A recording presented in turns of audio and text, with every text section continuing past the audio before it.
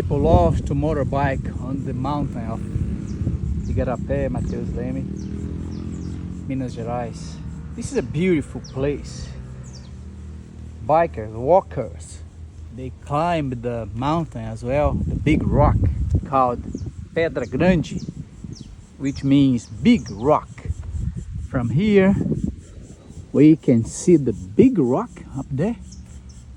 Can you see up there the big rock over there? See? So they do a slack line, they climb the rock, they go up there, and there's a trail over the mountain for bikers. So they do like a crazy. The bad thing here is the mining. Big mining company as Vale,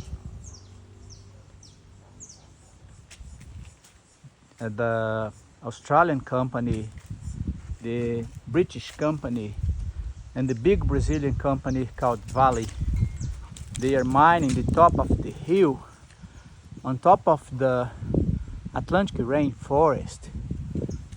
You gotta do a global movement and force these people, these big companies, to protect the nature. When they finish mining, they reforest, they replant all the tree that they are destroying. Minas Gerais means Minas General. This is the state name. Minas General, Minas Gerais.